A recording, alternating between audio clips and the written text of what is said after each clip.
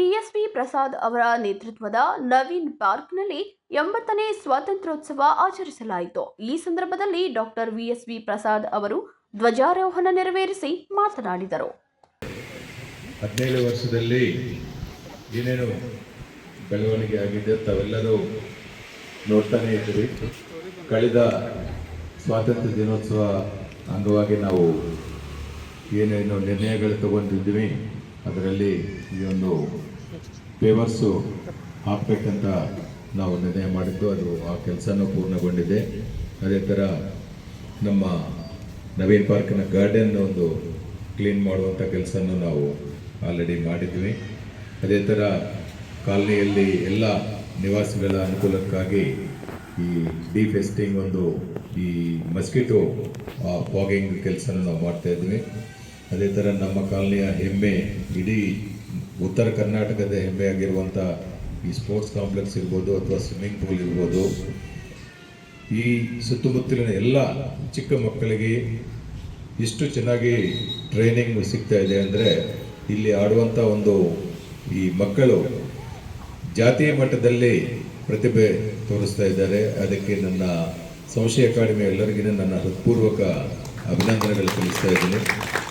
ಅದೇ ಥರ ಮುಂಬರುವ ದಿನಗಳಲ್ಲಿ ನಮ್ಮ MR ಅಕಾಡೆಮಿ ಅವರು ನಡೆಸ್ತಾ ಇರುವಂಥ ಸ್ವಿಮ್ಮಿಂಗ್ ಪೂಲಿಂದನೂ ಜಾತೀಯ ಮಟ್ಟದಲ್ಲಿ ಒಂದು ಹೆಮ್ಮೆಯ ಸ್ವಿಮ್ಮರ್ಸ್ ಬರಲಿ ಅಂತ ಈ ಸಂದರ್ಭದಲ್ಲಿ ಅವರಿಗೆ ಶುಭ ಹಾರೈಸುತ್ತಾ, ಅದೇ ಥರ ಈ ಕಾಲನಿಯ ಎಲ್ಲ ಸದಸ್ಯರಿಗೆ ನನ್ನ ಕಳಕಳಿ ವಿನಂತಿ, ಈ ವರ್ಷ ಈ ಒಂದು ಉದ್ಯಾನವನವನ್ನು ನಮಗೆ ಈ MLA ಅವರು ಮತ್ತು ಕಾರ್ಪೊರೇಟ್ರು ಮತ್ತು ಮೇಯರ್ ಅವರು ಬಂದು ನಮ್ಮ ಅಸೋಸಿಯೇಷನ್ಗೆ ಹಸ್ತಾಂತರ ಮಾಡಿದ್ದಾರೆ.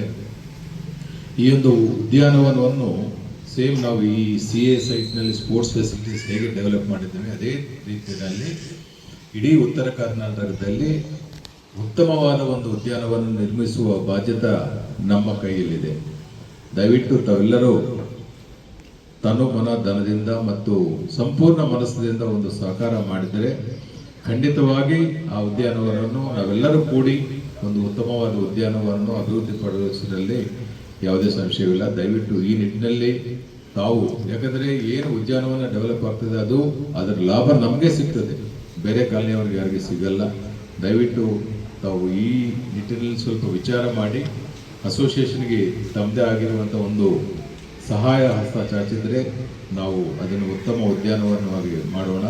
ಅದೇ ಥರ ಕೆಲವು ನಿವಾಸಿಗಳು ಕಸನ್ನು ಎದುರುಗಡೆ ಇರುವಂಥ ಖಾಲಿ ಪ್ಲಾಟಲ್ಲಿ ಅಥವಾ ಉದ್ಯಾನವನದ ಕಡೆ ಚೆಲ್ತಾ ಇದ್ದಾರೆ. ದಯವಿಟ್ಟು ಈ ಕಾಲನಿ ಅಂದರೆ ನಿಮ್ಮ ಮನೆ ಇದ್ದಂಗೆ ಅಂತ ಒಂದು ನಿಮ್ಮ ಮನೆ ಹೇಗೆ ಶುಭ್ರವಾಗಿ ಇಟ್ಕೊಳ್ತೀರಿ, ದಯವಿಟ್ಟು ಈ ಕಾಲನಿಯನ್ನು ಶುಭ್ರವಾಗಿ ಇಡುವುದರಲ್ಲಿ ನಿಮ್ಮ ಪಾತ್ರ ಬಹಳ ಮಹತ್ವದ್ದು.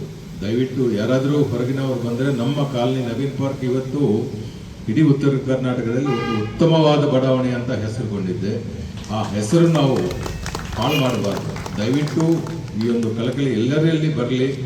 ದಯವಿಟ್ಟು ನಾವು ಯಾರೂ ಕಸ ರೋಡ್ ಮೇಲೆ ಅಥವಾ ಖಾಲಿ ಜಾಗದಲ್ಲಿ ಹಾಕೋದು ಬೇಡ.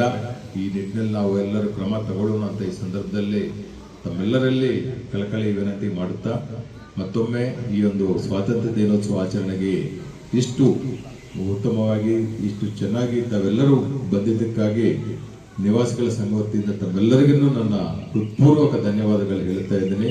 ಮುಂಬರುವ ದಿನಗಳಲ್ಲಿ ಸಹಿತ ಇದೇ ಥರ ತಾವು ಭಾಗವಹಿಸ್ತಾ ಇದ್ದರೆ ಇನ್ನೂ ಹೆಚ್ಚಿನ ರೀತಿಯಲ್ಲಿ ನಾವು ಕಾರ್ಯಕ್ರಮಗಳು ಹಮ್ಮಿಕೊಳ್ಳಿಕ್ಕೆ ನಮಗೆ ಸ್ವಲ್ಪ ಹುಮ್ಮಸ್ಸು ಇರ್ತದೆ.